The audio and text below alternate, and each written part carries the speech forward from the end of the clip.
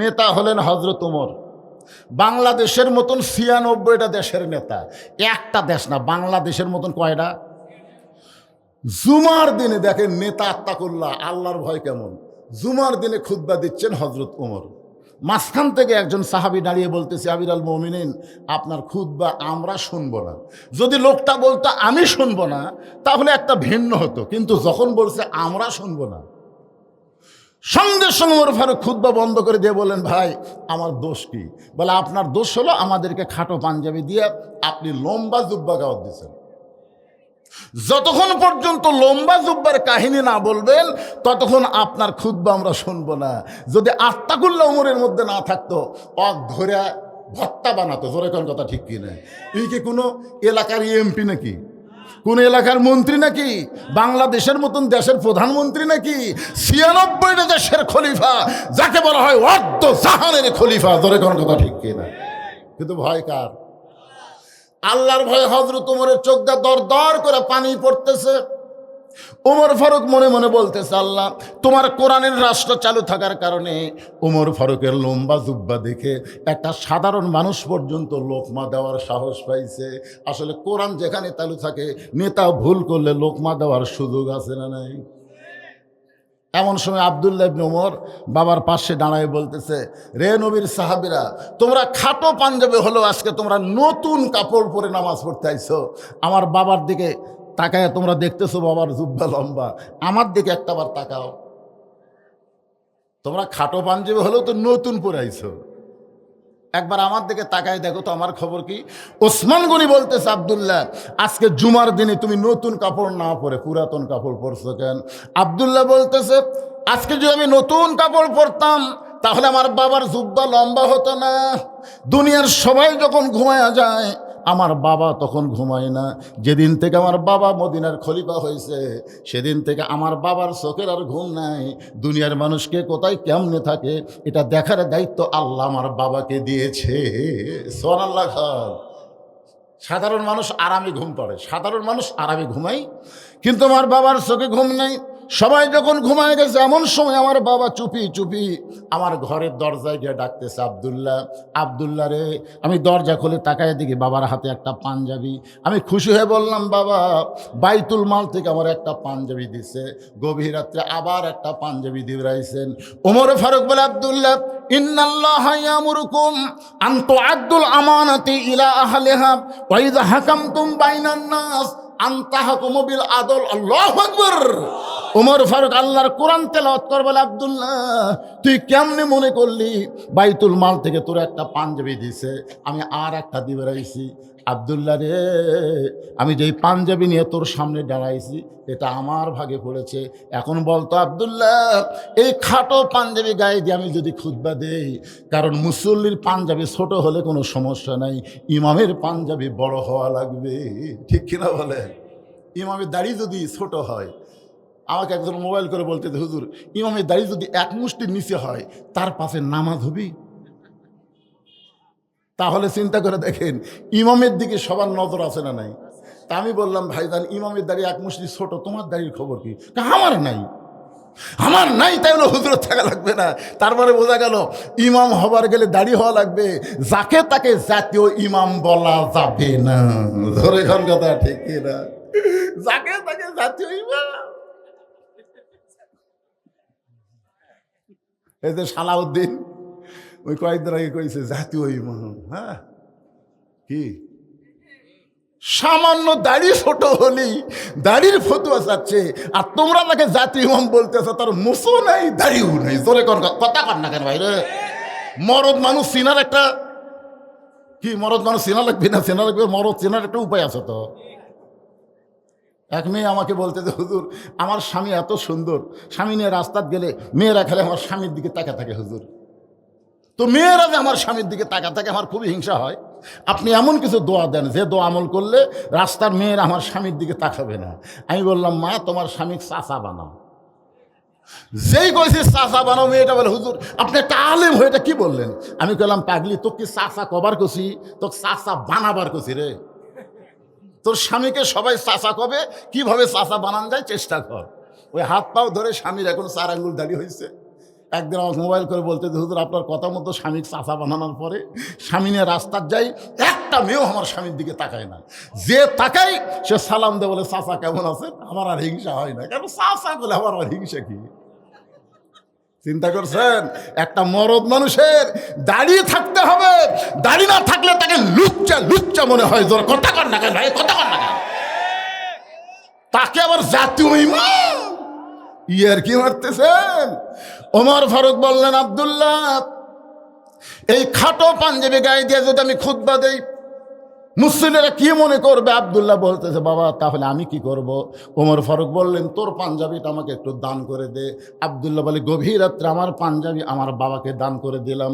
বাবার পাঞ্জাবি আমার পাঞ্জাবি একত্র করে বাবা লম্বা জুব্বা বানাইয়া সেই জুব্বা পরে খুতবা দেয়। এখন বলো বাবার খুতবা শোনা যায় কিনা যায়? সমস্ত সাহাবীরা চিল্লায় বলে, আল্লাহর কোরআন দিয়ে যখন রাষ্ট্র চলবে এমন ভালো মানুষকে নেতা হিসাবে মুসলমানেরা দেখতে পাবে। কি দিয়া যখন রাষ্ট্র চলবি? এই জারোয়া শুনতেছেন, এই কোরআন দিয়ে যখন রাষ্ট্র চলবে তখন ভালো মানুষকে নেতা হিসাবে দেখা যাবে। তাহলে একজন ভালো নেতার খবর পেলেন। এখন একজন ভালো কর্মীর খবর শোনেন। ওমর ফারুক যখন অর্ধজাহানের খলিফা, ওই সময়ে ছদ্মবেশে কোরআনের একজন কর্মী দেখার জন্য হযরত ওমর মদিনার অলি গলি ঘুরতেছেন। হঠাৎ হযরত ওমর দেখতে পায় দুই পাহাড়ের মাঝখানে একটা গিরিপথ। জোরে বলেন কি পথ? ওই গিরিপথের মধ্যে ওমর ফারুক তাকায় দেখে একটা সুন্দরী মেয়ে ধীর গতিতে হেঁটে হেঁটে চলতেছে। মেয়েটার সামনেও কোনো মানুষ নাই, পিছনেও কোনো মানুষ নাই। ওমর ফারুক মেয়েটার দিকে তাকায়া আল্লাহর প্রশংসা করতেছে, আল্লাহ তোমার দুনিয়ায় এত সুন্দরী একটা মেয়ে। ধরে কান সুবহানাল্লাহ। ওমর ফারুক যে মেয়েটাকে দেখে আল্লাহর প্রশংসা করতেছে, ওই মেয়েটার চেহারা দেখে আল্লাহর প্রশংসা করা যাবে না। কারণ কোনো বেপর্দা নারী দেখলে আল্লাহর প্রশংসা করা যাবে না, বরং নাউজুবিল্লাহ বলে তাকে ধিক্কার দেওয়া লাগবে। ধরে কোন কথা ঠিক কে না? ওমর ফারুক দেখলেন যে মেয়েটা দুই পাহাড়ের মাঝখানে গিরিপথে ঘুরতেছে, ওই মেয়েটার আপাত মস্তক আল্লাহর আইন পর্দা। আল্লাহর আইন পর্দা যখন কোনো নারী মানে, ওই নারী তখন বিশ্ব সুন্দরী হয়ে যায়। আমি যুবকদের কাছে একটা স্লোগান চাচ্ছি, আমি যেই বলবো পর্দানিশী নারী যারা, তোমরা সকলে বলবা বিশ্ব সুন্দরী তারা। পর্দানিশী নারী যারা, সবাইকে বলতেছে না, এই যুবকগুলো। কারণ আমরা বুড়া মানুষ, আমাকে মন চালেও শক্তি নাই। ধরে কোন কথা ঠিক কিনা ভাই? কে দাদা, ওই যে রাস্তা দিয়ে সুন্দরী মেয়ে যায়, আমার ব্যাটারি নাই ভাই। তার মানে কি? বুড়া দেখে লাভ নেই। কি লাভ আছে? অনেকে আমাকে বলে, হুজুর ওই যে হাসিনা ভারতে গেল, মুদিরও বউ নাই, হাসিনারও স্বামী নাই। আমি না, বুড়া মানুষের এগুলা কোয়া চাইজ নাই ভাই রে। মুদিও বুড়া, হাসিনাও বুড়ি, এরা কি করবি কত? এইগুলা কয়ে কাম আছে? কথা কন, আর কোনো কাম আছে? এই যুবকদের দরকার। এই যুবক, আমার সাথে একটা সাইজ মতো কল লাগবে। পর্দানিশী নারী যারা, বলবা বিশ্ব সুন্দরী তারা। পর্দানিশী নারী যারা, আর যেই বলবো বেপর্দা নারী যারা, তোমরা বলবা বিশ্ব বেহায়া তারা। বেপর্দা নারী যারা। আর একটা স্লোগান দাও, এ অন্তাহারে যদি বেপর্দা নারী থাকে এদের কলজাত আগুন ধরবে। আমি যেই বলবো বেপর্দা নারী যারা, তোমরা বলবা শিলা কলা তারা। বেপর্দা নারী যারা। আপনার শোনেন তো, একই গাছের কলা, এক গামলায় চোঁচাওয়ালা, এক গামলায় শিলা। ঘোড়াদা ভারত গেলে খরিদ্দার কোন কলার দাম করবে? কেরে ভাই চোঁচাওয়ালা কত করে কেজি ভাই? তো এখন কলালা বলতেছে, ভাই রে একই গাছের রে, একই গাছের রে, তো শিলা কলার দাম করিস না কেন? তখন খরিদ্দার বলতেছে, ভাই শিলা কলা আমি খাই না। তখন কলালা বলতেছে, তুই কি কলা চোঁচা সহ খাস? আমি শিলাই খাই। তো আগে থাকাই শিলা আছে, খালি নিবি আর খাবি। কলা খরিদ্দার তখন কি বলে? খরিদ্দার বলতেছে, আমি খাওয়ার আগেও খাসে। কলালা বলতেছে, আল্লাহর শপথ করে বলতেছে, কেউ খায়নি। খরিদ্দার বলতেছে, তোর চোখ নাই, মশা খাসে, মাছি খাসে, ধুলে খাসে, বালু খাসে, ওই কলা আর খাওয়ার উপযুক্ত নাই। বেপর্দা নারী যারা, শিলা কলার মতন তারা। এই জন্য আমার মায়েরা যারা পর্দার অন্তরালে একটু মনোযোগে শুনবেন। আল্লাহ কোরআনে বললেন, অকরনা ফি বুয়ুতিকুন্না ওয়ালা তাবাররাজনা তাবাররুজাল জাহিলিয়াতিল উলা। আল্লাহর কোরআনের কর্মী দেখার জন্যে ওমর ফারুক মেয়েটার নিকটে গিয়ে বললেন, মা, এই নির্জন পথে তুমি একা একা চলতেছ, তোমার সামনেও কোনো মানুষ নাই, পিছনেও কোনো মানুষ নাই। সঙ্গে সঙ্গে মেয়েটা বলে, পথিক, তুমি কি হযরত ওমরকে চেনো? মেয়েটা কি বলতেছে? ওমরকে বলতেছে পথিক। পথিক মানে রাস্তা দিয়ে যাই চলে, তা কি কয়? পথিক, তুমি কি হযরত ওমরকে চিনো? হযরত ওমরকে যদি তুমি চিনতা তাহলে এরকম বেয়াসাইদা কথা বলতা না। ওমর ফারুক যেদিন থেকে আল্লাহর কোরআন দিয়ে রাষ্ট্র চালায়, আল্লাহর কোরআন দিয়ে যেদিন থেকে রাষ্ট্র চলে, একজন মেয়ে পৃথিবীর এক প্রান্ত থেকে আর এক প্রান্তে যাবে, ওই মেয়েটার কলিজায় আত্মাকুল্লাহ ছাড়া অন্য কারো ভয় থাকবে না। সেদিন ষোড়শী নির্জন পথে যাবে। যারা গানটা পারেন আমার সঙ্গে বলেন, সেদিন ষোড়শী নির্জন পথে যাবে, কোনো জন কটু কথা কবে না, পথে আর প্রান্তরে সম্পদের মোহে পড়ে খুন আর রাহাজানি হবে না। সবাই বলেন, যদি মেনে চলি কোরআন, বলেন, যদি মেনে চলি কোরআন আর রাসূলের বিধান, সকলেই শান্তিতে থাকবে, বাংলার আকাশে কলেমার পতাকা যেদিন দুলবে। তোমরা যদি এরকম গল্প করো তা জনগণ দেখতেছে না? কি ভাই, আমার কথা কি বুঝতে পারতেছেন? ওমর ফারুকের চোখ দিয়ে দর দর করে পানি আসলো।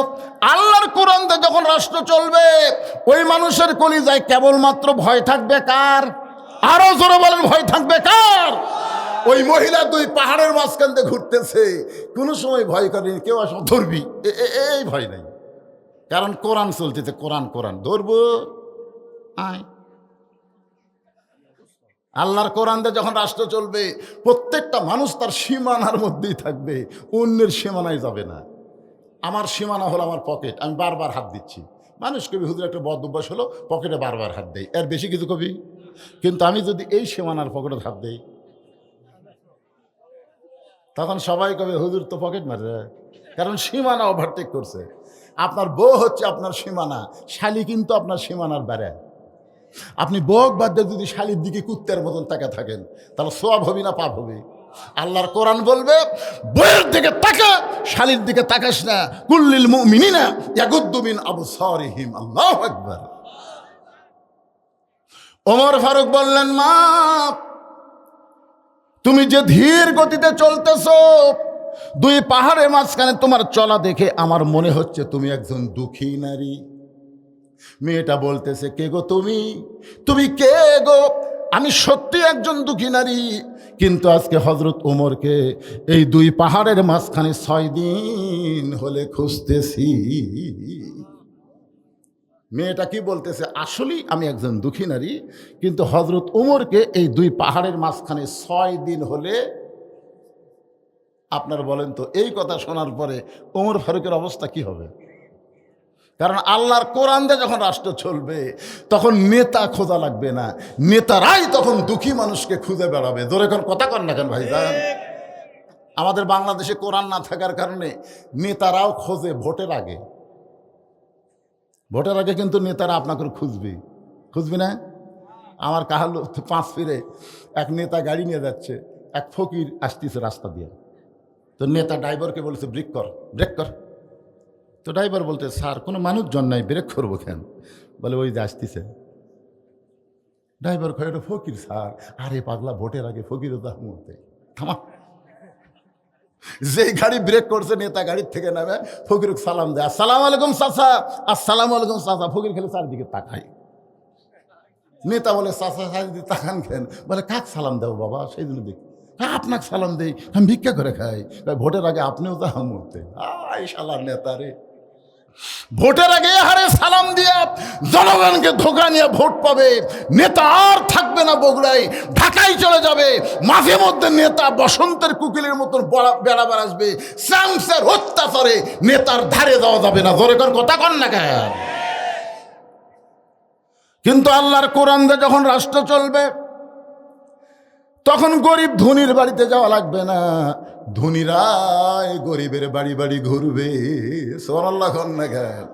আল্লাহ বলে দিছে, কোরআন বলে দিছে, শতকরা 2.5 টাকা গরিবক না দিলে তুই জাহান্নামী। এখন শতকরা 2.5 টাকা গরিবক না দিলে কোথায় যাওয়া লাগবে? জাহান্নামে যাওয়া লাগবে। তো ঠেকা কার, গরিবের না ধনীর? ধনীরা এখন আল্লাহর কোরআনের আইন মানার জন্য গরিবের দরজায় দরজায় ঘুরতেছে। গরিব ধনী দেখলে দরজা বন্ধ করে দেয়। ধনী বলতেছে, বাবা ও বাবা দরজা বন্ধ করলে কেন বাবা?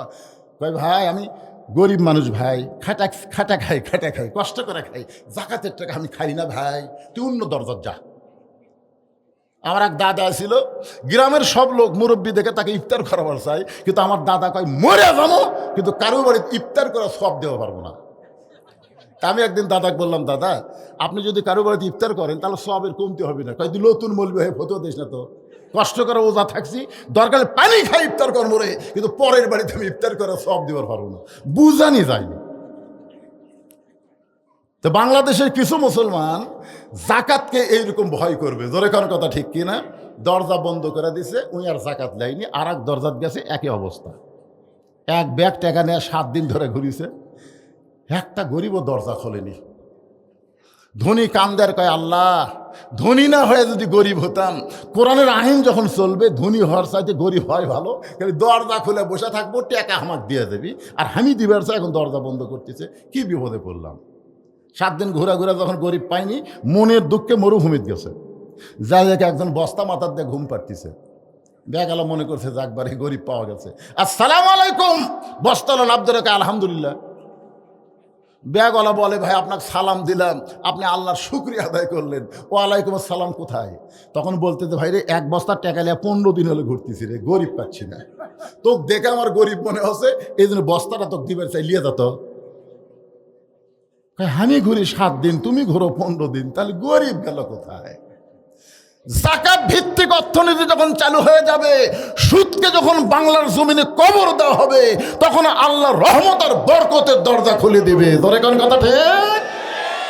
কি ভাবতেছেন আলুর দাম বেশি নেবেন দেখে সব টুরুচ্ছেন কি? সেই সময় তো দাম ভালোই আছিল, বেচেন নি কেন? আরো নিমো, আল্লাহ কাই একেবারে চুবরা মারমো। ধরে কোন কথা ঠিক না?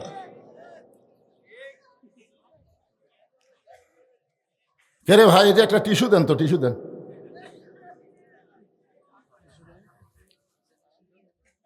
এটা কি টিস্যু?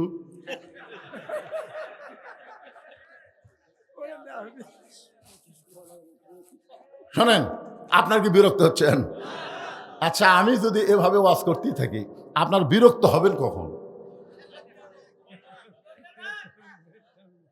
আজকের এই ওয়াজ হচ্ছে আপনাদের এলাকায় এই সিজনে আমার শেষ ওয়াজ না, সারা রাত না, খুবই ভালো লাগতেছে, কিন্তু এই স্লিপটা দিছে হুজুর আপনি যতক্ষণ ইচ্ছা ওয়াজ করেন, আমাকে এর মধ্যে কোনো আপত্তি নেই, কিন্তু এই মাদ্রাসার জন্য একটা গামছার আদায় করে দেন তো।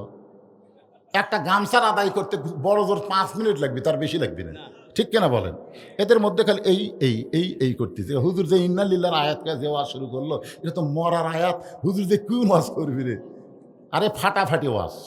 এই জন্যে বলতে যে ভাইজান একে ভিতরে এই উসখুশি না থাক, আপনারা মাদ্রাসাকে মহব্বত করে, কোরআনকে মহব্বত করে 10, 20, 50, 100, 500 যে যা পারবেন আল্লাহর হস্তে 5 মিনিটের মধ্যে এই গামছার মধ্যে ব্যাগের মধ্যে দান করবেন। গামছা ব্যাগ আলার কোথায়? হ্যাঁ বাবা নামে যাও, আল্লাহর হস্তে নামে যাও। আপনারা দিবেন না ভাইজান? আপনাদের কাছে যদি যাই ব্যাগ আপনারা দিবেন না?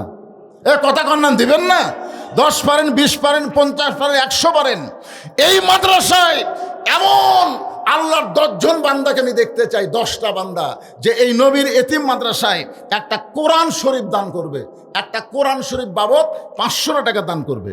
আপনি 500 টাকা দেওয়া মানে একটা কোরআন শরীফ দান করার সওয়াব আল্লাহ আপনার আমল নামায় দিয়ে দিবে। পৃথিবীর শ্রেষ্ঠ দান নবীর মাদ্রাসায় একটা কোরআন শরীফ দেওয়া। আপনাদের মধ্যে এমন কোন আল্লাহর বান্দা আছে? মাশাআল্লাহ।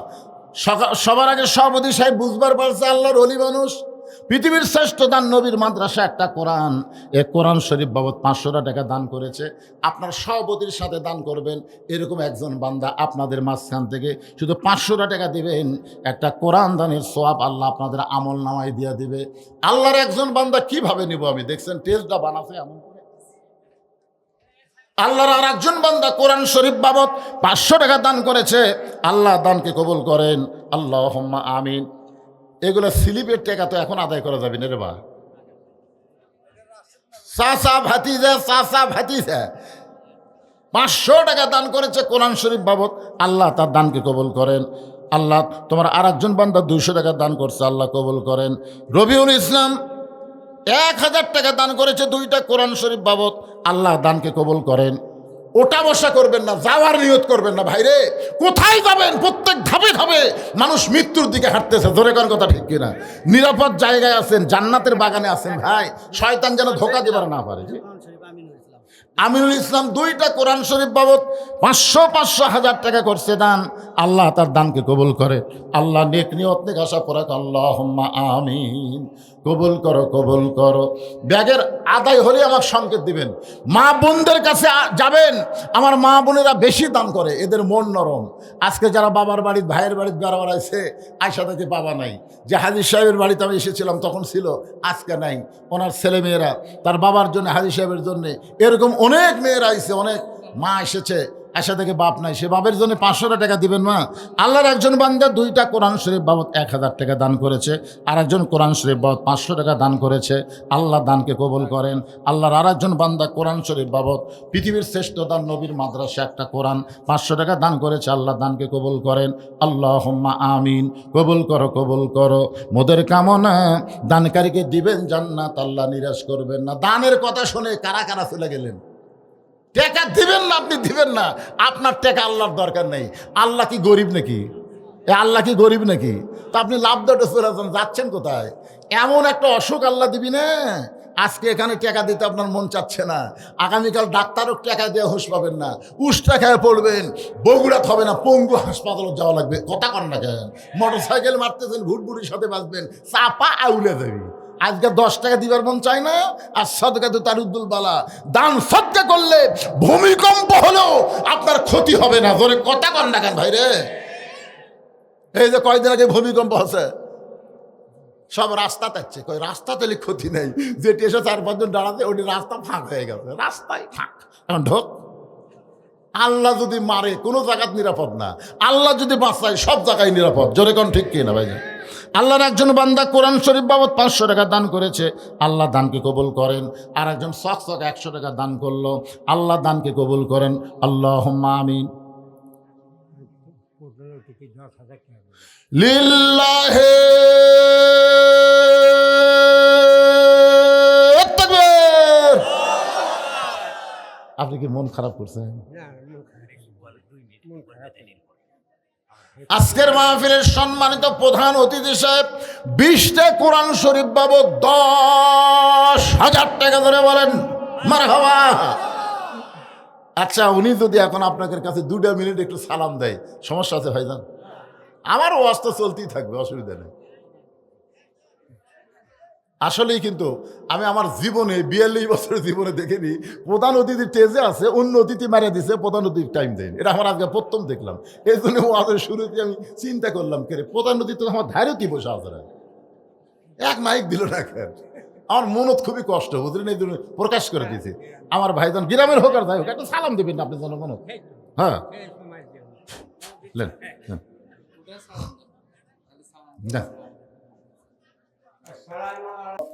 লা ইলাহা ইল্লাল্লাহ, লা ইলাহা ইল্লাল্লাহ, লা ইলাহা ইল্লাল্লাহ, লা ইলাহা ইল্লাল্লাহ, লা ইলাহা ইল্লাল্লাহ, লা ইলাহা, লা ইলাহা ইল্লাল্লাহ মুহাম্মাদুর রাসূলুল্লাহ।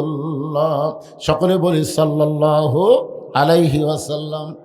মেয়েটা বলতেছে, পথিক আজকে 6 দিন হলে হযরত ওমরকে আমি খুঁজতেছি, যে ওমর সবসময় মানুষের দুঃখ কষ্ট দেখার জন্যে রাতের ঘুমকে হারাম করে দিছে, আর সেই ওমরকে মেয়েটা কয়দিন হলে খুঁজতেছে।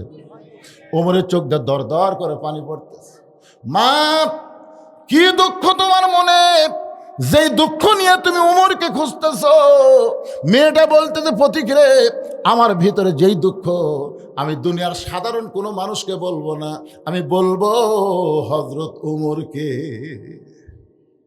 উমর ফারুক বলতেছে, মা তুমি মনে হয় পাগলি হয়ে গেছো, উমর হচ্ছে অর্ধ পৃথিবীর খলিফা। সেই উমরকে তুমি যদি পাবার চাও, বঙ্গভবনে যাও, সংসদ ভবনে যাও, রাষ্ট্রীয় ভবনে যাও, এই দুই পাহাড়ের মাঝখানে উমরকে খুঁজতেছো, উমর কি উঠ দুম্বা? সঙ্গে সঙ্গে মেয়েটা বলে, পথিক আল্লাহর কোরআন দিয়ে যখন রাষ্ট্র চলবে তখন নেতা খোঁজা লাগবে না, বরং নেতারাই দুঃখী মানুষকে খুঁজে বেড়াবে। সুবহানাল্লাহ কর না খান। আরে সবাই ঘুম পাড়ে, ওমর ফারুক রাতের অন্ধকারে দেখতে পায় মদিনার মরুভূমির মধ্যে তাঁবু টাঙ্গাইছে। তাঁবুর মধ্যে দুইটা বাচ্চা খালি মা মা বলে কাঁদতেছে, আর মা বলতেছে, গোস্ত সিদ্ধ হলেই তোমাদের খাবার দিব, গোস্ত সিদ্ধ হলেই তোমাদের খাবার দিব। ওমর ফারুক চিন্তায় পড়ে গেলেন, দুম্বার গোস্ত হলে বড় জোর 1 ঘন্টা লাগবে, উটের গোস্ত হলে বড় জোর 8 ঘন্টা লাগবে। এত গভীর রাত হয়ে গেল, এখন পর্যন্ত গোস্ত সিদ্ধ হয় না। এ মায়ের কলিজায় কি সন্তানের দয়া নাই? তাঁবুর নিকটে গিয়ে ওমর ফারুক লোকমাতে বললেন, মা তোমার 2টা সন্তান ক্ষুধার জ্বালায় কান্দে, এখন পর্যন্ত তোমার গোস্ত সিদ্ধ হয় না, এই গভীর রাত্রে তোমার গোস্ত সিদ্ধ হয় না, মা তুমি কি গোস্ত সিদ্ধ করো? মেয়েটা বলে, পথিক আমার বাড়ি হলো ইয়ামিন দেশে, আমি শুনতে পাইলাম মদিনার খলিফা ওমর অত্যন্ত ভালো মানুষ, ইয়ামিন থেকে আমার 2টা এতিমকে নিয়ে আমি ওমরের দরবারে যাবার চাইছিলাম, কিন্তু বিকেলবেলা মানুষের এত ভিড়, আমি একটা মেয়ে মানুষ আমার এতিমকে নিয়ে ওমরের দরবারে যাবার পারলাম না। সিদ্ধান্ত নিয়েছি আগামীকাল সকালবেলা আমি ওমরের দরবারে যাব। এখন রাতের বেলা কোথায় থাকবো? এই মরুভূমির মধ্যে তাঁবু টাঙ্গাইয়া আমার 2টা এতিম বাচ্চাকে বুকের মধ্যে নিয়ে আমি ঘুমাবার চাই, কিন্তু আমার 2টা এতিম বাচ্চার পেটে এত খিদা লাগছে, ক্ষুধার জ্বালায় বাচ্চা 2টা খালি বারবার কাঁদতেছে। আমি শুধু এদের সান্ত্বনা দেওয়ার জন্যে পাতিলে পানি আর পাথর দিয়া নিশাগুন জ্বালায় বলতেছে, বাবা গোস্ত সিদ্ধ হলেই তোমাদের খাবার দিব। আমি মনে করেছিলাম এই সান্ত্বনার বাণী শুনতে শুনতে আমার 2টা সন্তান ঘুমায় যাবে, কিন্তু এদের পেটে এত খিদা, যার কারণে চোখের মধ্যে ঘুম ধরতেছে না, বারবার শুধু খাবার জন্য কান্দে। পথিক রে, আজকে রাত এত বড় হয়ে গেছে, আমার মনে হয় রাত আর সকাল হবে না, আমার 2টা সন্তান হয়তো ক্ষুধার জ্বালায় আর বাঁচতে পারবে না। সঙ্গে সঙ্গে ওমর ফারুক বললেন, মা তুমি একটু ধৈর্য ধরো মা, ওই পানি পাথর সিদ্ধ না করে বরং তুমি তোমার বাচ্চাকে আদর করো। এই কথা বলে হযরত ওমর এক দৌড় মারলেন বাইতুলের মালের দিকে। দরজাত গিয়ে বলে, আসলাম তাড়াতাড়ি দরজা খুলে দে। আসলাম দরজা খুলে দিলে বলতেছে, আমির আল মুমিনিন কি করব? বড় একটা খাবার বস্তা আমার মাথায় তুলে দে। আসলাম বলতেছে, আপনি হুকুম করেন, আমি চাকর বস্তা নিয়ে কোথায় যাওয়া লাগবে বলেন। ওমর ফারুক বলে, আসলাম রে, একজনের পাপের বোঝার একজন কোনোদিন মাথায় টানবে না, দে আমার মাথায় উঠায় দে। অউলিল আমরি মিনকুমকে মানতে গিয়া আসলাম খাদ্যর বস্তা ওমর ফারুকের মাথায় তুলে দিলেন। ওমর ফারুক বস্তা নিয়ে এত জোরে দৌড় মারতেছেন, পিছন দিক থেকে আসলাম চিল্লায় বলে, আমির আল মুমিনিন আপনি দৌড়ে গিয়ে পড়ে যাবেন, আপনার কষ্ট হবে। ওমর ফারুক বলে, আসলাম রে, নির্দিষ্ট সময়ে যদি পৌঁছতে না পারি, এই উমরকে আল্লাহ জাহান্নামের আগুনে পুড়ায় ফেলবে। আত্মা করল হাক্ক তুকাতিহি কারে কয়। খাদ্যের বস্তা নিয়ে তাঁবুর নিকটে গিয়ে বললেন, মা তোমার সন্তান 2টাকে জীবিত আছে বলে এখনো জীবিত আছে, তাহলে তাড়াতাড়ি রুটি আর হালুয়া তৈরি করো। মহিলা রুটি আর হালুয়া তৈরি করে যখন ওমর ফারুকের হাতে দেয়, ওমর ফারুক 2টা এতিম বাচ্চাকে 2 উরাতের উপরে নিয়ে উঠিয়ে হালুয়া নিয়ে যখন মুখের মধ্যে দেয়, 2টা বাচ্চা মুসকি মুসকি হেসে তাকায় দেখে ওমরের চোখ দিয়ে দর দর করে পানি পড়তেছে। 2টা বাচ্চা হাত দিয়ে চোখের পানি মুছে দে, বলে, কে গো তুমি? বাবার দরদ নিয়ে তো রাত্রে আমাদেরকে খাওয়াও, এরপরেও তুমি এমন করে কেন কাঁদতেছো? ওমর ফারুক বলে, আল্লাহ এই অধমকে জাহান্নামের আগুন থেকে তুমি বাঁচায় দাও। মহিলা বলতেছে, কে গো আপনি? ভালো মানুষের কথা শুনেছি, কিন্তু মানুষ এমন ভালো হয় কোনোদিন আমি দেখি নাই। আপনি জাহান্নামের আগুন থেকে বাঁচার জন্য কেন কাঁদতেছেন? আপনি শুনে নেন, আল্লাহ ওমরকে মদিনার খলিফা না বানায়া আপনারা যদি মদিনার খলিফা বানাইতো, আমি একজন দুঃখিনী মেয়ে বলতেছি, এই মদিনা যেন আল্লাহর জান্নাত হয়ে যেত। যে উমর কষ্ট করে মানুষের দুঃখ কষ্ট দেখে, সেই উমরকে মেয়েটা কয়দিন হলে খুঁজতেছে, জোরে কোন কয়দিন? 6 দিন হলে খুঁজতেছে। আর মেয়েটা বলতেছে, পথিকরে, আর একটা দিনের মধ্যে যদি আমি উমরকে দেখা না পাই, তাহলে আসল জায়গায় বিচার দিব। আপনারা বলেন তো আসল জায়গা কোনটা? আরো জোরে বলেন। হাসিনা 15.5 বছর যেই কষ্ট দিয়েছে বাংলার প্রকৃত মুসলমানকে, এই মুসলমানেরা কিন্তু কোর্ট কাছারির মধ্যে কোনো বিচার পায়নি। ধরে কোন কথা ঠিক কিনা? বিচার হয়েছে হাসিনার কথা মতো। তখন প্রত্যেকটা মানুষ তাহাজ্জুদের নামাজ পড়ে আল্লাহর কাছে ফরিয়াদ করে বলেছে, আল্লাহ, যেই মানুষটা 3 বারের মতন প্রধানমন্ত্রী, দেশনেত্রী খালেদা জিয়া, যিনি এতিমদের একটা টাকাও মারে নাই, বিনা দোষে তাকে জেলখানার মধ্যে বন্দি করেছে, অসুস্থ হয়েছে, বিদেশের মাটিতে চিকিৎসা করবার দেয় নাই, আল্লামা সাইদি হুজুরকে জেলের মধ্য থেকে বের করে হাসপাতালে হত্যা করা হয়েছে, এরকম নানা রকম কষ্ট দেওয়ার পরে মানুষ দেখলো বাংলাদেশের কোর্ট কাছারি তার বিচার দেওয়া যাবে না, আসল জায়গায় বিচার দিছে। আল্লাহ কয়, এইবার আর খাতির নাই, তুই 41 সাল লাগবে না, 24 সালের 5ই আগস্টে ঘাড় ধরে বাড়ি করে দিব। ধরে কোন কথা ঠিক কি না? ধরে বলেন ঠিক। তাহলে বিচার দেওয়া লাগবে কোথায়? আসল জায়গায়। মেয়েটা বলে, পথিক, আর একটা দিনের মধ্যে যদি উমরকে আমি দেখতে না পাই, তাহলে আসল জায়গায় বিচার দিব। ওমর ফারুক হাঁটু গেড়ে বসে বলতেছে, মা, তুমি যে উমরকে 6 দিন হলে খুঁজতেছ, আমি হইলাম সেই উমর। মেয়েটা আল্লাহর শুকরিয়া আদায় করে বলতেছে, আমার ইমানের বিজয় হয়েছে, কারণ আমি সময় নিয়েছিলাম 7 দিন। জোরে কোন কয়দিন? কিন্তু 6 দিনের মধ্যে পেয়ে গেছি, আমার ইমানের বিজয় হয়েছে। ইয়া আমির আল মুমিনিন, তাহলে আপনি চোরের মতন একা একা ঘুরতেছেন, আপনার কি চামচা নাই? একটু মনোযোগ দিয়ে শোনেন। ইন্না লিল্লাহি, এটা বিপদের আয়াত বাজান, বিপদ। আজকে নেতাক দাওয়াত দিলে যে কি বিপদ ভাই। কিছুদিন আগে ভ্যালুন যে একটা মাহফিল আমি করছি, এক নেতাক দাওয়াত দিয়েছে, চামচালি আছে 22 জন। নেতা আসাই বলতে, খিদে লাগছে রে, খাবার দে। চামচা গেলে তো আরো মশান। 22 জন নেতা, একজন 23 জন খাইয়া টাকা দিছে 2500। ওরকে খরচ হতে 7000 দিছে, 2500 টাকা দিবা তো দেও। কত বল, মাশাআল্লাহ। ময়না, তুমি যাও তো, এরকম আর কেউ দেয় নাকি? দেখো তো, যাও। মানে কোরআন শরীফ বাবদ 500 টাকা লিয়ে যাচ্ছে, আমার কানজ পড়ছে, ওটা না লিয়ে পারি? আল্লাহ যে নিয়তে দান করছে, নেক নিয়ত নেক আশা কবুল করো। জোরে কোন আমিন। তো মেয়েটা বলতেছে, আমির আল মুমিনিন, আপনি চোরের মতন একা একা ঘুরতেছেন, আপনার কি চামচে নেই?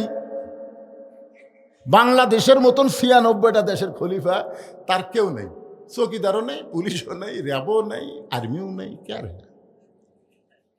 আল্লাহ কোরআনে বললেন, ইন্নামাল মুমিনুনাল্লাযীনা ইযা যুকিরাল্লাহু ওয়াজিলাত কুলুবুহুম ওয়া ইযা তুলিয়াত আলাইহিম আয়াতুহু যাদাতুহুম ঈমানাও ওয়া আলা রাব্বিহিম ইয়াতাওয়াক্কালুন।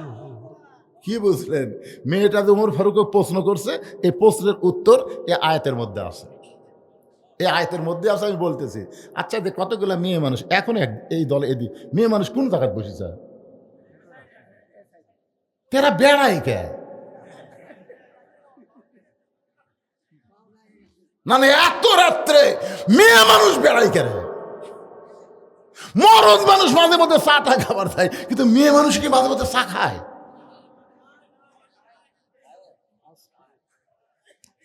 মায়েরা শোনেন, আপনারা হয়তো ভাবতেছেন, হুজুর আমাকে ওয়াজ করবি না, আপনাকে ওয়াজই তো করতেছি। ওমর ফারুক যে মেয়েটাকে দেখে আল্লাহ প্রশংসা করলেন, এই মেয়েকে সুপা খোপা দেখে প্রশংসা করছে, আর আপাত মস্তক আল্লাহর পর্দার আইন দেখে প্রশংসা করছে কার? গভীর রাত্রে খাদিজাতুল কুবরা নবীর হাত ধরে কাঁদতেছে। রাসূল বলে, খাদিজা কান্দেন কেন? বলে, কান্দার কারণ হলো আমার 64 চলতেছে। কত চলতেছে? 64 বছর বয়স চলতেছে, যে কোনো সময় আমার মৃত্যু হবে, আমার কি কোনো খুশির খবর নাই? আল্লাহ রাসূল বলেন, খাদিজা, আপনার 64 চলতেছে, আমার 50 চলতেছে। তা আপনি কি মনে করেন আপনি আগে মরবেন না আমি আগে মরবো? এটা আমি নবীও জানি না, কে কখন মরবে আল্লাহ ভালো জানে। খাদিজা বলতে, হুজুর বয়স হলে বেশি, বয়স একটু বেশি হলে মানুষের মধ্যে একটু ভয়ের চিন্তা আসে, জোরে কোন কথা ঠিক কিনা? তা আমাকে একটা খুশির খবর দিলেই তো আমার আর টেনশন নাই। আমার কি কোনো খুশির খবর নাই? রাসূল বলেন, খাদিজা আমার সাহাবীদের মধ্যে 10 জনকে আল্লাহ তাআলা জান্নাতের সার্টিফিকেট দিয়েছে। খাদিজা বলতে, হুজুর আমি আমার কথা শুনবার চাচ্ছি, আমি আমার কথা শুনবার চাচ্ছি হুজুর, আপনি আবার 10 জন সাহাবীর কথা বলতেছেন। রাসূল বললেন, খাদিজা শোনো, আমার সমস্ত সাহাবীরাই জান্নাতি। 10 জনকে আল্লাহ সার্টিফিকেট দিয়েছে, আর বাদ বাকি কি? রাসূল বললেন, রাদিয়াল্লাহু আনহুম ওয়া রাদু আন, যাদের পিছনে রাদিয়াল্লাহ শব্দ আছে তাদের সকলকে আল্লাহ বিনা হিসাবে জান্নাত দিয়ে দিবে। খাদিজা বলতে, হুজুর আমি আমার কথা শুনবার চাচ্ছি। আসলে মেয়ে মানুষ যখন নিজের কথা শুনবার চাই, অন্য পেঁচাল পারলে মেয়েদের কিন্তু ধৈর্য কম। এটা আজকে যে সিজার শুরু আছে, এই সিজার কিন্তু খালি ধৈর্য কমের জন্য। আমাকে মায়েরা ধৈর্য ধরছে, দেখি কি হয়। কি বলবো প্রসবের কথা, মা বিনে সেই ব্যথা কেউ তো বুঝিবে না। মাজন ঠেকিয়া সন্তানের দায়, অকালে মা মারা যায়, কেন সে মায়ের ভক্তি করো না। এমন দরদি ভবে কেউ হবে না আমার মা গো। আপনার বলেন তো, নর্মালে বাচ্চা লিবার গেলে মায়েদের ধৈর্যের দরকার আছে না নাই? কিন্তু সামান্য বিষয়, ওরে বাবা রে, ওরে বাবা, এ অধৈর্য। এখন স্বামী কয় চলো তাহলে ডাক্তারের কাছে যাই। ডাক্তার বলতেছে, ভাই ভালোই করছেন রে, আল্ট্রাসাউন্ড করে দেখি একটু বেঁকা হয়ে আছে ভাই, একটু বেঁকা, মানে টাকা কামাই করা লাগবে। পানি একটু শুকে গেছে, কি করবেন? তখন বলে, ভাই রে দরকার হলে অটো ভ্যান বেসমো, তাও বউ আমার সিজার করবো। আপনারা বলেন তো, আজ থেকে 15 বছর আগে কোনো সিজার ছিল? এইটাই, মেয়েদের একটু ধৈর্য কম। রাসূল বলেন, খাদিজা 10 জন পুরুষকে আল্লাহ জান্নাতের সার্টিফিকেট দিয়েছে, এবং 10 জন নারীকেও আল্লাহ জান্নাতের সার্টিফিকেট দিয়েছে। পুরুষের মধ্যে 1 নম্বর হলো আবু বকর, আর নারীদের মধ্যে 1 নম্বর হলো খাদিজাতুল কুবরা। ও যে একটা লাফালাফি করতেছে, ওই যে দেখেন ফর্সা করে, এটা কার কোলত বসে আছে রা? এই কিন্তু সিজার করা, আপনি খোঁজলে দেখেন। কারণ সিজার করা বাচ্চারা জন্মের আগেই দুনিয়াতে আসে। ডাক্তার পেট কাটা দেখে ঘুমের মধ্যে আছে। এখন কি করবে? কিন্তু ঘুম তো আর ভাঙেনি, 2 দিন পরে আর ঘুম ভাঙে যেত, নর্মালি হয়ে যেত। কিন্তু পেট কাটার কারণে ঘুম ভাঙেনি, তখন পেটের মধ্যে বাইর করে এরকম মাথার উপর একটা ঘুরান দেয়। এই ঘুরান দেওয়ার সময় মাথাতে একটা ঝাঁকি খেয়ে করে কান্দে ওঠে। ওই যে মাথার ঝাঁকি খেলো ভাই, এই মোবাইল ছাড়া ভাত খায় না, মোবাইল ছাড়ার কান্না থামে না, তোর এখন কথা ঠিক না? এই সিজার করা, এরা অস্থির। কি মনে করতেছেন? কথা কি বুঝতে পারেন নাই? আজকে ভালো করে শোনেন, পীর সাহেব এখানে বসে আছে, পীর সাহেব বসে আছে। আমি বলতেছি, ভালো ডাক্তার যারা, তাদের বউকে সিজার করায় না। মৌলানার বাড়িতে কোনোদিন মিলাদ হয় না, আর পীরের বউ কোনোদিন মুরিদ হয় না। বিশ্বাস করে, আপনি এটা পীর সাহেব হয়ে গেছে, মাশাআল্লাহ। কারণ আমি 42 বছরের ওয়াজ করতেছি, আমার বউ আমার হুজুরি হয় না।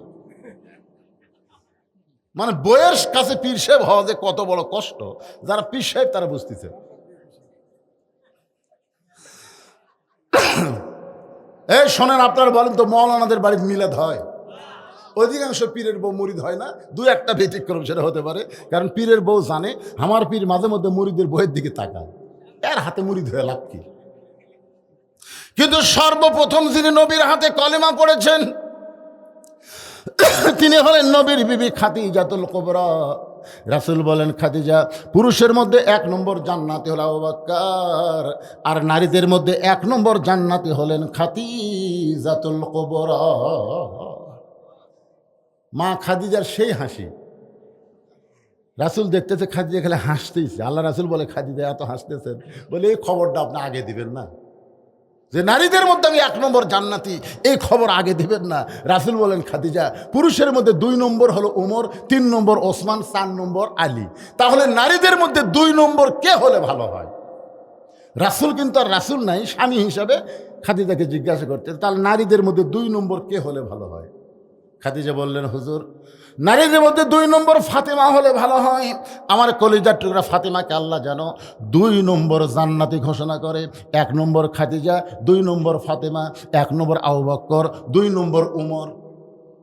রাসূল বললেন, খাদিজা আল্লাহ আপনাকে 4টা মেয়ে দান করেছে, আমার মাধ্যমে আল্লাহ আপনার পেট থেকে 4টা মেয়ে দিয়েছে। ধরে কোন কয়টা? একটার নাম হলো জয়নাব, একটার নাম হলো রোকেয়া, একটার নাম হলো কুলসুমা, একটার নাম হলো ফাতেমা। আপনি শুধু ফাতেমার কথা প্রথম বললেন, আর 3টা মেয়ের কথা কেন বললেন না? খাদিজা বললেন, ইয়া রাসূলুল্লাহ আপনি হলেন বাবা আর আমি হলাম মা, কোন সন্তান কেমন এইটা মা জানে, এইটা কোনোদিন বাবা বলতে পারবে না। আজকে যেই সন্তানেরা রাস্তাত ঘুরতেছে, মেলাত ঘুরতেছে, এই সন্তান কেন ঘুরতেছে? আপনার মায়ের কাছে যান, যে তোমার সন্তান ওয়াজ বাদ দিয়ে মেলাত ধরে কেন? মা তখন বলবে, ওই যখন হাত পেটের মধ্যে আসছিল, আমি তখন গোটা পাড়া ঘুরেছি, ওই পেটের মধ্যেই ঘরুনি ব্যারাম পাচ্ছে, বেড়া হয়ে ভালো হবে। এই জন্য একটা নেপোলিয়ন বলেছে, ভালো একটা সন্তান যদি চান, ভালো একটা মায়ের দরকার। খাদিজা বললেন, এ রাসূলুল্লাহ জয়নাব জন্মগ্রহণ করেছে, রোকেয়া জন্মগ্রহণ করেছে, কুলসুমা জন্মগ্রহণ করেছে, আমি সব বলতে পারি কি কোন সন্তান কিভাবে জন্মগ্রহণ করেছে, কিন্তু আমার ফাতেমা যখন জন্মগ্রহণ করলো, আমি তখন দেখি ফাতেমা 2টা হাত দিয়া তার ইজ্জত পর্যন্ত ঢেকে দুনিয়াতে আইছে, আমি মা হইয়াও পর্যন্ত তার ইজ্জত দেখতে পারি নাই। এই কারণে আল্লাহ যেন ফাতেমাকে 2 নম্বর ঘোষণা করে। আল্লাহ নবী খাদিজার কপালে একটা চুমা দিয়ে বললেন, খাদিজা আপনার ফাতেমা তো জান্নাতি নয়, আপনার ফাতেমা তো জান্নাতি নয়, আপনার ফাতেমা তো জান্নাতি নয়। 3বার নবী যখন বললেন ফাতেমা জান্নাতি নয়, সঙ্গে সঙ্গে খাদিজা নবীর মুখে হাত দিয়ে বললেন, ইয়া রাসূলুল্লাহ আমার ফাতেমা যদি জান্নাতি না হয় তাহলে ফাতেমা কি? রাসূল বললেন, ফাতেমা হলো জান্নাতি নারীদের নেত্রী।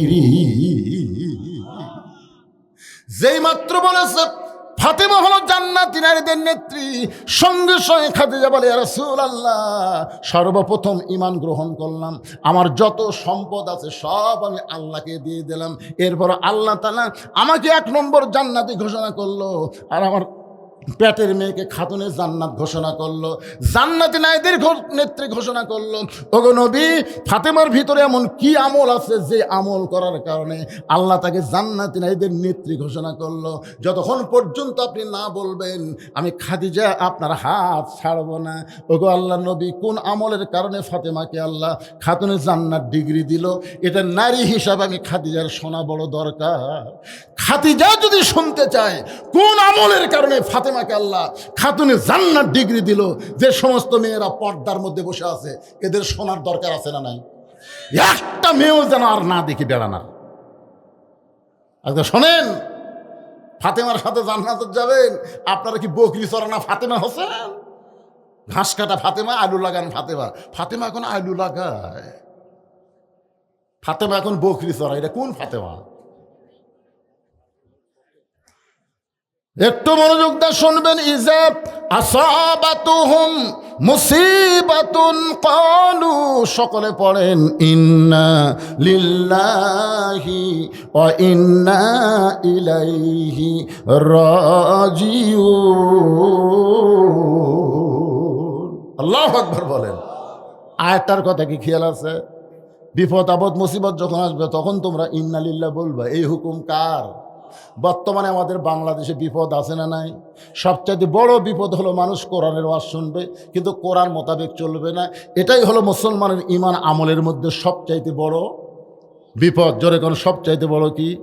যে কোরআনকে আল্লাহ লক্ষ্য করে বলেছেন, ওয়ানুনাজ্জিলু মিনাল কুরআনি মা হুয়া শিফাউ ওয়া রাহমাতুল লিল মুমিনিন। আপনারা বলেন তো, কোরআন মুমিনদের জন্য গজব না রহমত? এ কতক্ষণ গজব না রহমত? এই কোরআনকে নাজিল করা হয়েছে মুমিনদের জন্য যাবতীয় রোগ মুক্তি এবং রহমত স্বরূপ।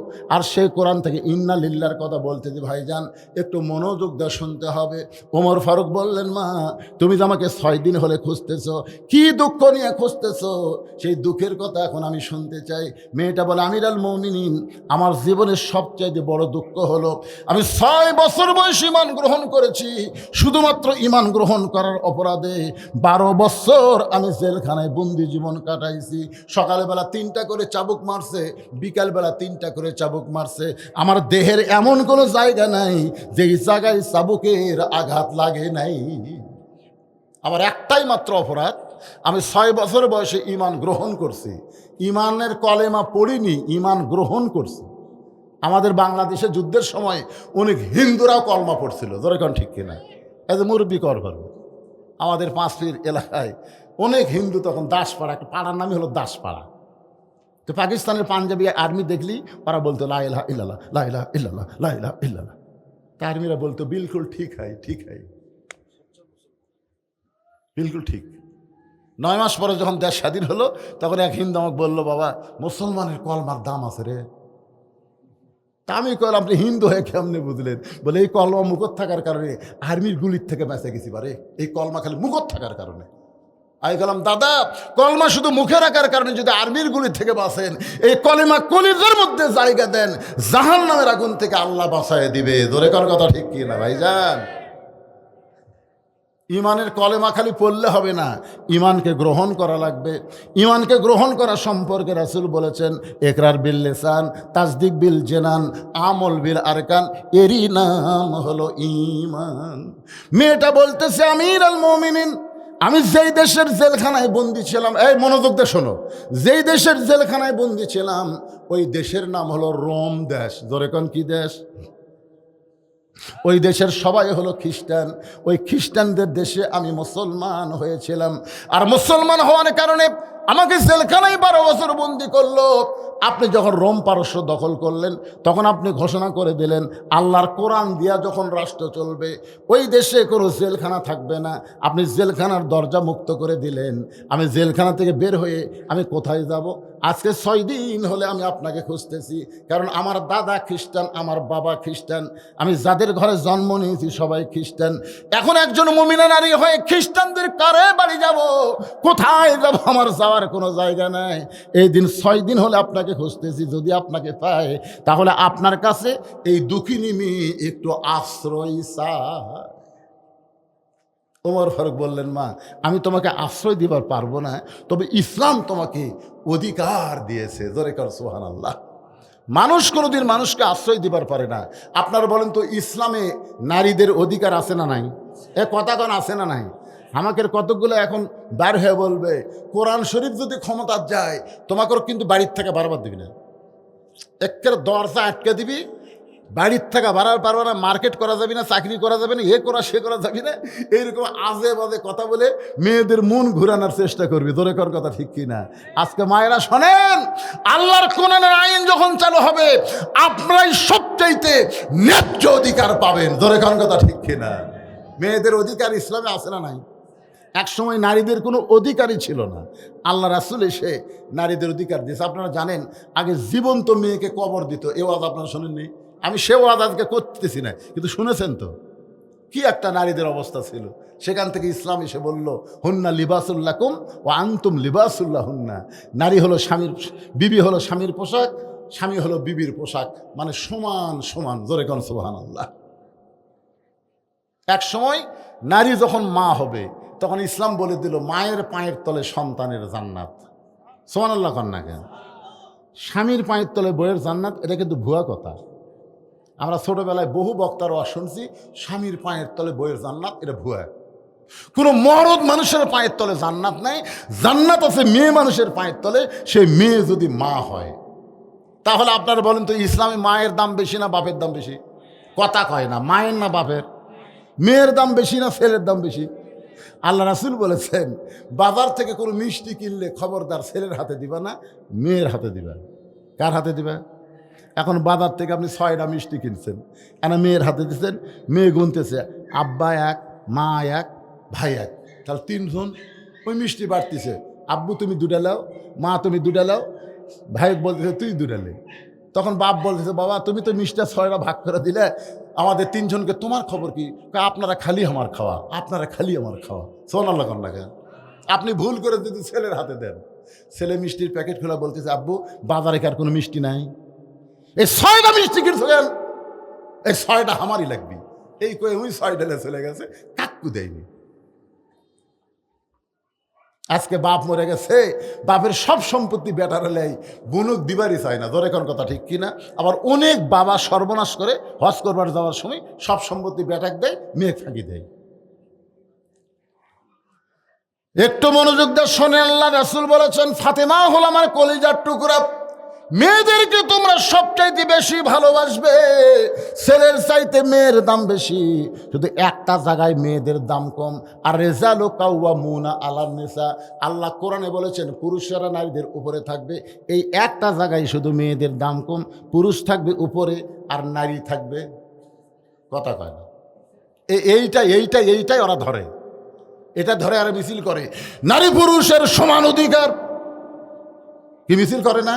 কেরে নারী পুরুষের সমান অধিকার চাও কে? তুমি যদি মেয়ে হও তোমার অধিকার বেশি, তুমি মা হলে তোমার অধিকার বেশি, খালি একটা জায়গাতে একটু। আমি ওয়াজ করতে বলে থাকি পদ্মা নদীর চরে জ্বালানি অস্থায়ী ঘর বানাচ্ছে, অস্থায়ী ঘর চাটাই দিয়ে, ওখানে ঘর বানায়, মাছ ধরে বিক্রি করে। একদিন আল্লাহর কি কাম, উঠছে ঝড়ে খালি বালু উঠতেছে, 1-1 ঘন্টা হয় ঝড় থামে না। জেলা স্বামী বলতেছে বউ রে আমার পেশাবে লাগছে রে, কী করি? দরজা খোলা যাবে না, দরজা খুললে বালু এসে সব মেঘে দেবে। ঝড় না থামার কারণে জেলা বলতে স্বামী গো, বলতেছে ও বউ তাহলে আমি কাম করি, ঘরের মধ্যে পেশাব করি। বউ বলে তুমি বড় মানুষ, ঘরে পেশাব করলে থাকা যাবে? স্বামী বলতে ঝড় যে থামে না রে, খালি কিটকিট করতেছে। বউ বলে তাহলে কাম করো, তুমি আমার কান্দর চড়ো, কান্দর চড়া চাটাইয়ের ঘর তো, তোমার যন্ত্র মোতাবেক একটা সেট করো। ওই বইয়ের কান্দে ছড়ে যন্ত্র মোতাবেক সেট করে পেশাব করছে, আলহামদুলিল্লাহ। 1-1 ঘন্টা হয় ঝড় থামে না। বউ আমি বলতে ছিদ্র করাই আছে, তাহলে কান্দর চড়বা আর জাগা মতো কাম করবে। বউ স্বামীর কান্দর চড়ে পেশাব করে, পেশাব তো বেড়া যাই না, স্বামীর বুক ভিজা যায়। স্বামী চিল্লাবে এই কোন জায়গায় পেশাব করি, কোন জায়গায় পড়ে? বউ বলে মরার স্বামী জানো না, সব জায়গায় সমান অধিকার চলে না। ধরে কর কথা ঠিক কিনা? আপনারা বলেন তো সব জায়গায় সমান অধিকার চলে? মসজিদের ইমামতি করবে পুরুষ মানুষ, নারীরা ইমাম হবার পারবে? পারবে? তাহলে মসজিদের ইমাম যদি নারী হবার না পারে, সমাজের ইমামতিও নারী করবার পারবে না। এই একটা জায়গাত মুখ বন্ধ রাখলেন কেন? হাঁ কওয়া যাবে না? লিল্লাহে তাকবীর। ওমর ফারুক বললেন মা এখন তোমার বয়স কত? মেয়েটা বলতে আমির আল মুমিনিন 6 বছর বয়স ঈমান গ্রহণ করেছি, আর 12 বছর জেলখানায় বন্দি জীবন কাটাইছি। হিসাব করে দেখলাম 6 আর 12 মিল আমার 18 বছর বয়স। ওমর ফারুক বললেন মা এই মুহূর্তে তোমার 1 নম্বর অধিকার হলো ভালো একটা ছেলের সঙ্গে তোমার বিয়া বসা। ইসলাম তোমাকে অধিকার দিয়েছে ভালো একটা ছেলের সাথে। কি ছেলে? ভালো ছেলে, সুন্দর ছেলে না, ভালো। যদি ইসলাম বলতো সুন্দর একটা ছেলের সাথে বিয়া বসা, তাহলে আমার মতন কালো বউ পাওয়া খুব কঠিন হয়ে যেত। জোরে কোন কথা ঠিক কিনা? কিন্তু ইসলাম কি সুন্দরের কথা কছে না ভালো কছে? ভালো। ওমর ফারুক বললেন মা তুমি এখন ভালো ছেলে কোথায় খুঁজবে? আমার কাছে একটা ছেলের খবর আছে, দেখো তো ছেলেটা তোমার পছন্দ হয় কিনা।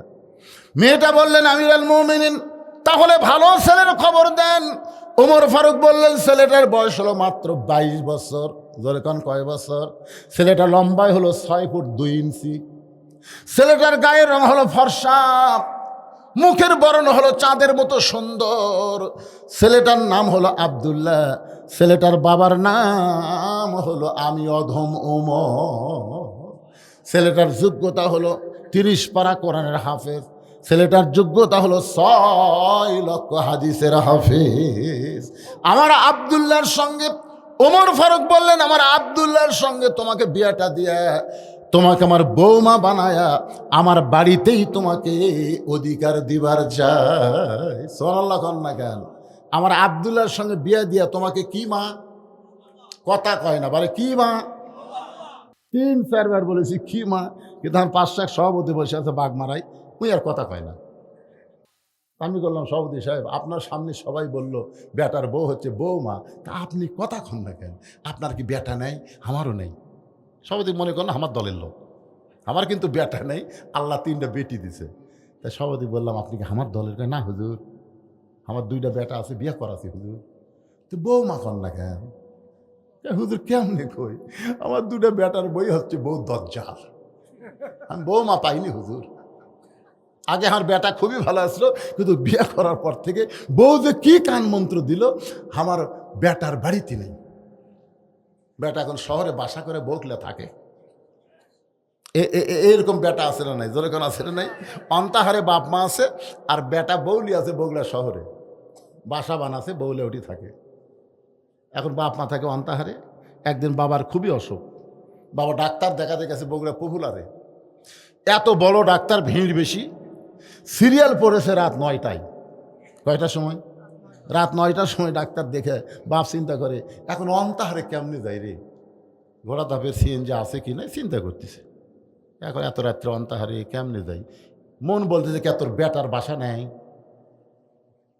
বেটার বাসার যা। মনের কথা মতো বেটার বাসাত গেছে। বেটার নাম হলো আব্দুল্লাহ। দরজার যে ডাকতেছে, আব্দুল্লাহ, কে রে আব্দুল্লাহ? এটা কি গ্রাম? এটা কি অন্তাহার? আপনার কিন্তু শহরের একটা ভাব আছে না নাই? আব্দুল্লাহ কয় আমার সবাই সার করে কয়, সাহেব করে কয়। এত রাত্রে আমার নাম ধরে ডাকে, এই মরদ কে রে? আপনারা বলেন তো, নাম ধরে ডাকার মরদ কে? আমি যত বড়ই হুজুর হই, আমার বাপ কিন্তু আর পুরা নামও কয়নি। কে বাবা বুঝলু, কি খবর বা? আমি বললাম আব্বা আমি একটা হাজি মানুষ, মৌলানা মানুষ, আপনি সরাসরি বুঝলু কন? আব্বা কয় তোকে আবার হুজুর কয়া লাগবি কে রে? আহা, আজকে যখন ওয়াজ করে আসি, যখন বাপ মায়ের কবর, আমার মসজিদের পাশে বাপ মায়ের কবর, সালাম দিয়ে আসি। আবার ওয়াজ করে যখন যাই, বাপ মাকে সালাম দিয়ে বলি বাবা আপনি যে মধুরী আমাকে বজলু বলে ডাকতেছিলেন, আর দুনিয়াতে কেউ নাই বাবা। বাবার মতন আপন কেহ নাই রে দুনিয়ায়, নিজে না খাইয়া বাবা সন্তানকে খাওয়ায়। বাবার মতন আপন কেহ নাই রে দুনিয়ায়। আব্দুল্লাহ, সঙ্গে সঙ্গে আব্দুল্লাহ দরজা খুলে দেখে বাবা এতিমের মতন দাঁড়ায় আছে। বাবার হাত ধরে বলতেছে বাবা এ রাত 9টার সময় কেন? ডাক্তার, ডাক্তারের জন্যে খালি বাড়ির যাওয়ার গাড়ি ফেলে তোর বাড়িতে আমি আসি, যাওয়ার বুদ্ধি নাই দেখে আসছি বা। আব্দুল্লাহ বাপের হাত ধরে বলতেছে আব্বা আপনি রাগ করছেন, এতদিন পরে এসে আপনি দরজাতে এসে দিয়ে গরম হচ্ছেন, চলেন আব্বা বসেন। রেস্টরুমে বসে আব্দুল্লাহ আস্তে আস্তে বইয়ের কাছে আসছে। বউ কম্বল গাউন দিয়ে শুতে আস, বইয়ের কাছে এতিমের মতন বলতেছে লক্ষ্মীটি, ময়না পাখি। বউ কিন্তু সবই জানে, ওর বাপ আছে সেটা জানে না, ওই ঘুমের ভান করে চুপ করাস। আব্দুল্লাহ চোরের মতন, ময়না পাখি কি তোমার বাপ আছে আমি জানি না? আব্দুল্লাহ জোরে চিল্লাস না রে, কোনোদিনও আসে না, আজকে বিপদ যাচ্ছে, শুনবার পারলে রাগ করবি রে। কারণ আব্দুল্লাহ জানে ওর বাপ কি মাল জানে না, ধরে কেন জানে, কে জানে না, জোর হাত করছে। খাবার যদি দিবার মন চাই তুমি দাও, আমার মাজার বেদনা, পিঠ শিরশির করে, উঠতে পারল না। তখন আব্দুল্লাহ বাপের কাছে বলতেছে আব্বু আমি সব শুনছি বা, তোর বউ অসুস্থ সে কথা আমাকে বলবি না, তুই কি মনে করছিস আমি না খেয়ে আছি? আরে পাগলা, থাকার জায়গা নাই দেখে তোর বাড়িতে যাচ্ছি, হোটেল নেয় খাই যাচ্ছি। আব্দুল্লাহ বলতেছে বাবা সত্যি কি আপনি খাইছেন? বাবা মনে মনে কয় যে তোর বইয়ের ব্যবহার, পেট এমনি ভরে গেছে, এটা মনে মনে বলতেছে, জোরে বলে নাই, আসলেই খাইছি বাবা। আব্দুল্লাহ বলে তাহলে ঘুমান। আব্দুল্লাহ বাবারে ঘুমায় দেয়, জিরো বাল্ব ঘরের মধ্যে জ্বলতেছে। মনের মধ্যে কষ্ট নিয়ে আব্দুল্লাহ বইয়ের কাছে এসে শুইছে। রাত যখন 11টা বাজে, তখন আব্দুল্লাহর শালা বইয়ের ছোট ভাই, রাত তখন 11টা, আব্দুল্লাহর শালা এসে ডাকতেছে শেফালি আপা, শেফালি আপা। আব্দুল্লাহর বইয়ের নাম হলো শেফালি। কম্বল ফেলে দিয়ে মারছে লাভ। আব্দুল্লাহ তাকায় দেখে কম্বল আছে, বউ নেই। বউ গেটত যা বলতেছে কে রে ভাই এত রাত্রে কোত্থেকে? বলে ক্যারাম বোর্ড খেলতে খেলতে রাত হয়ে গেছে আপা, খেয়াল করিনি, একটু ঘুমাবার চাই। আরে পাগল ঘুমাবি, তার আগে খাবি না? তুই না খেয়ে ঘুমাইলে আমার চোখে ঘুম ধরবি? ভাত গরম, গোস্ত গরম, মাছ গরম, সব গরম করে ভাইয়ের সামনে দিয়ে ড্রেসিং টেবিলে ভাইয়ের সামনে দিয়ে ডাইনিং চেয়ারে বসে এখন খালি বলতেছে খা ভাই, খা ভাই, আর এক টুকরা খা ভাই। আব্দুল্লাহ চিন্তা করে 9টার সময় আমার বাবা আসলো, তোর মাজা বেদনা পিঠ শিরশির করে, আর 11টার সময় তোর ভাই আইলো, বার হয়ে দেখে 5 তরকারি গরম ভাত, শালার মাথায় বইয়ের হাত। কয় তরকারি? 5 তরকারি গরম ভাত, শালার মাথায় আর বইয়ের হাত। খা ভাই, আর এক টুকরা খা ভাই। ভাই বলতেছে না আপার পারতেছি না। আব্দুল্লাহ ধীরে ধীরে বাবা যেই ঘরে ঘুমায় ওই ঘরে জানলার কাছে গিয়ে 0 বাল্বের আলোতে দেখে বাবা শুকনা মুখে ঘুম পাড়তেছে। আব্দুল্লাহর চোখটা দর দর করে পানি পড়তেছে। যেই বাবা নিজে না খাইয়া আমাকে লেখাপড়া করালো, যেই বাবা মাটির বিছনার থাকে আমারে খাট বানায় দিছে, আমার সেই বাবা আজকে না খাইয়া ঘুম পাড়তেছে। আর আমার বইয়ের ভাইয়ের সামনে 5 তরকারি গরম ভাত। লিয়াবলুয়াকুম আইয়ুকুম আহসানু আমালা। আল্লাহ বলে বান্দারে তোমার সুন্দর আমলের পরীক্ষা করা হবে। এই মুহূর্তে তোমার সুন্দর আমল কি? এমন সময় আল্লাহর কোরআন বলতেছেন ওয়াকাদা রব্বুকা আল্লাহ তাবুদু ইল্লা ইয়াহু ওয়া বিল ওয়ালিদাইনি ইহসানা। আল্লাহু আকবার। আব্দুল্লাহ রে, তোর বইয়ের মাজার বেদনা ফির শিরশির করে, তোর বাবার সামনে খাবার দেয়নি, তোর বাবা না খেয়ে ঘুম পাড়তেছে, আর শালার সামনে 5 তরকারি গরম ভাত। তুই কি মরদ না? তোর কি করার কিছুই নাই? আজকে আল্লাহ তাআলা সুন্দর আমলের পরীক্ষা করবে। আজকে সুন্দর আমল হলো বউ মরে গেলে বউ পাওয়া যাবে, কিন্তু বাপ যদি মরে জীবনে কানলেও কিন্তু বাপ পাবো না। তোর বউ যদি সকালে মরে তুই বিকালে বিয়ে করে পারবি। বউ মরলে বইয়ের অভাব নাই, বউ ছাড়া দিলেও বইয়ের অভাব নাই। কিন্তু এই বাপ যদি মরে যায় কিয়ামত পর্যন্ত কানলে কিন্তু আর বাপ পাওয়া যাবে না। যেটা পাওয়া যাবে না সেটার দাম বেশি, না যেটা মাঝে মাঝে পাওয়া যায় সেটার দাম বেশি? কথা কয় না রে ভাই। আপনার কোন তো বউ পাওয়া যায়? আমার বড় ভাইয়ের 3টা বউ মরছে, বুঝলেন? ওই খালি মরাও সারা, বিয়ে করাও সারা।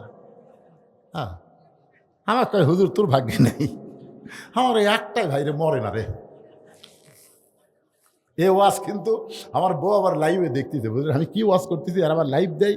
আমি কোন ওয়াজ মারি ওটা আমার বউ দেখে। যাওয়ার পরে আমার ধরে আজকে কি হলো,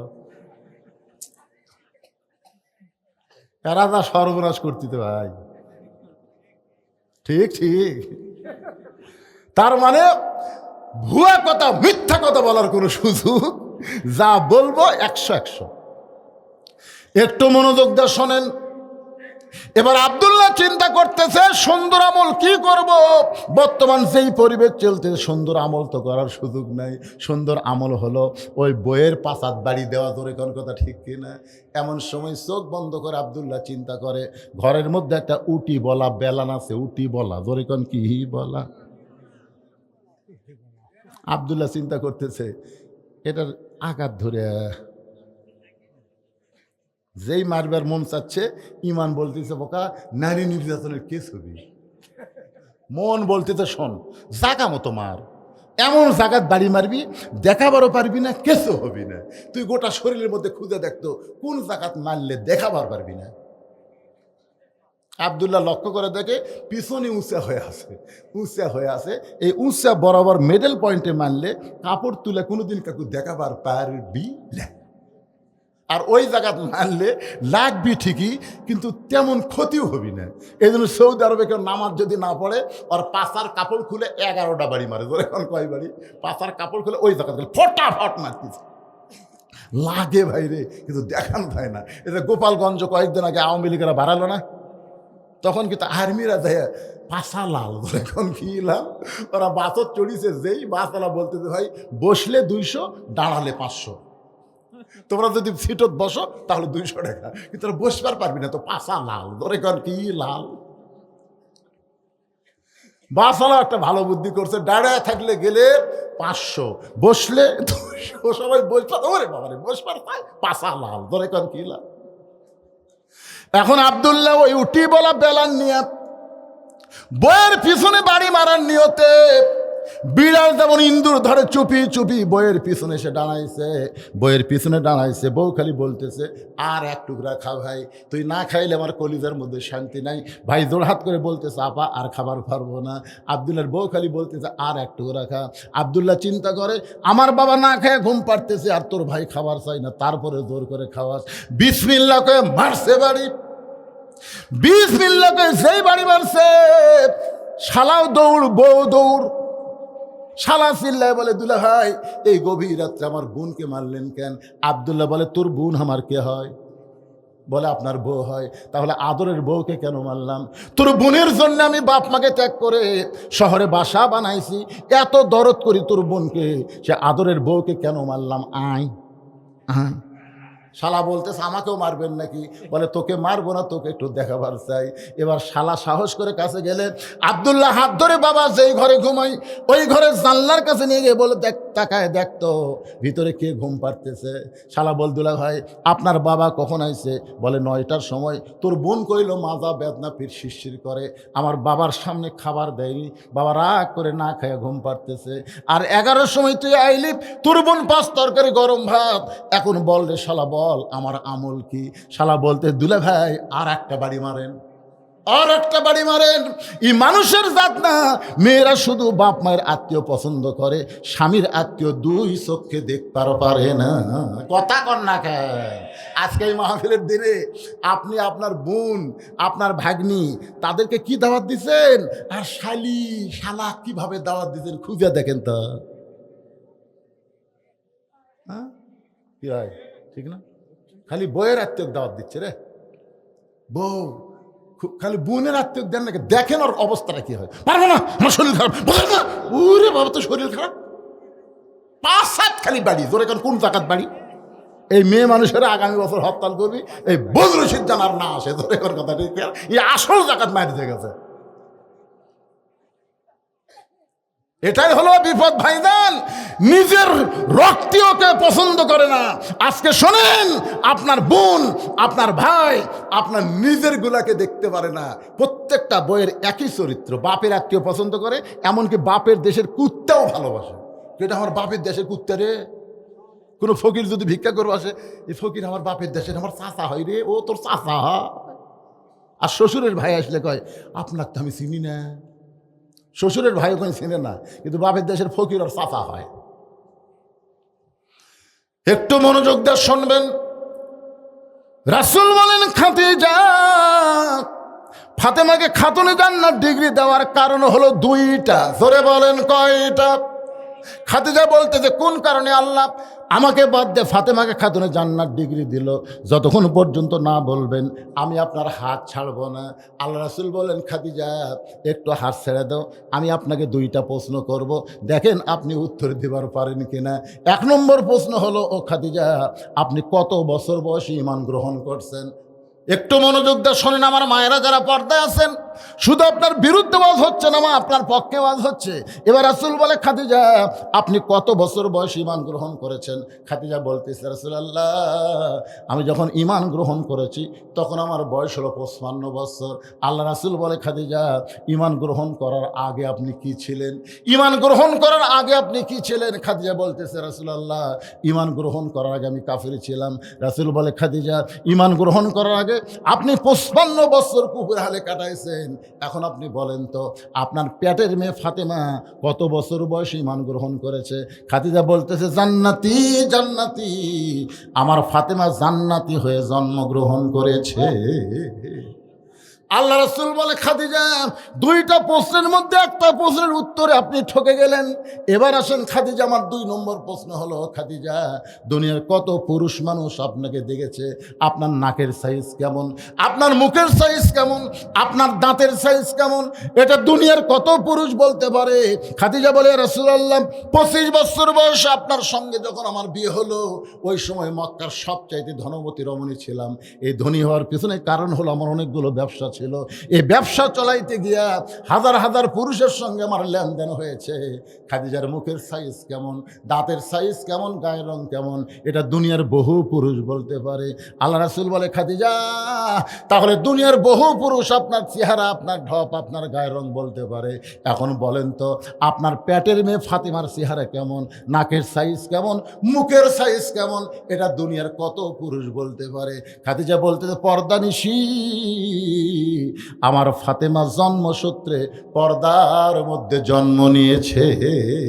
আল্লাহ রাসূল বলে, খাদিজা আপনি মা হয়ে ফাতেমার জন্ম পর্দার মধ্যে দেখেছেন, কিন্তু আমি বাবা আল্লাহর নবী হয়ে বলতেছি ফাতেমা শুধু পর্দার মধ্যে জন্ম নেবে না, ফাতেমা পর্দার মধ্যে বড় হবে, ফাতেমা পর্দার ভিতরে এই দুনিয়া থেকে বিদায় নেবে।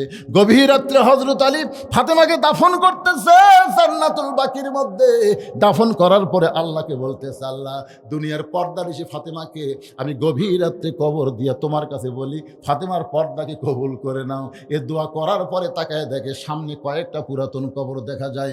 এই মাত্র ফাতেমার কবর দিল, সেই নতুন কবর আর দুই চোখে দেখা যায় না। হযরত আলী জান্নাতুল বাকির মধ্যে দৌড়ায় বলে, ফাতেমার কবর, ফাতেমার কবর কোথায়, ফাতেমার কবর। কে যেন ডাক দে বলে, আলী রে ফাতেমা পর্দানিশী, আমি আল্লাহ জোহরা ডিগ্রি দিয়া ফাতেমার কবরটাকে কিয়ামত পর্যন্ত পর্দা করে দিয়েছি। আমার মায়েরা, সেই ফাতেমার সঙ্গে যদি জান্নাতে যাওয়ার চান আপনাদের পর্দাটা গ্রহণ করা লাগবে মা। পর্দা যদি গ্রহণ না করেন একটা ইবাদত আল্লাহ কবুল করবে না। যে নারীর পর্দা নাই তার নামাজ, রোজা, হজ, যাকাত কিছুই আল্লাহর দরবারে কবুল হবে না। মেয়েদেরকে পর্দা করা লাগবেই। জোরে কোন কথা ঠিক? আর আপনারা যারা এখানে বসে আছেন ভাইজান, এই যে কোরআনের মাদ্রাসা, আমি আপনাদেরকে বললাম কোরআন শরীফ বাবদ 500 করে টাকা দেন। এই মাদ্রাসা চলুক না বন্ধ হোক, কোনটা চান আপনারা? আচ্ছা, আপনারা এই অন্তাহারের কয়জন এখানে আছেন? অন্তাহারের না, অন্তাহার, এই অন্তাহারের কারা কারা আছেন? একটু হাত তোলেন না কেন ভাইরে? কারা কারা অন্তাহারের আছেন? মাশাআল্লাহ, বোঝা গেল মোটামুটি আছেন, হাত নামান। কারা কারা অন্তাহারের বাহির থেকে আছেন তার একটু হাত তোলেন তো দেখি। বাহিরের লোকে বেশি, পাড়ার লোক নাই।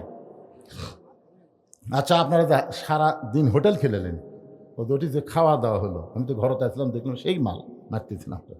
তা ওটকার খবর কি? আলহামদুলিল্লাহ, খায়া বিল দিছে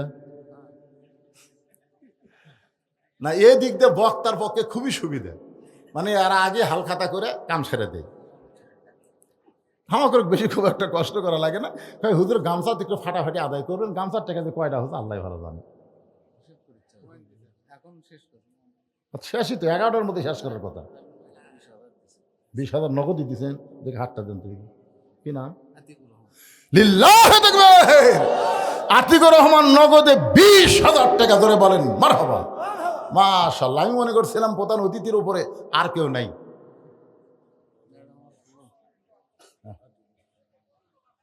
আপনি দোয়া করেন হুজুর।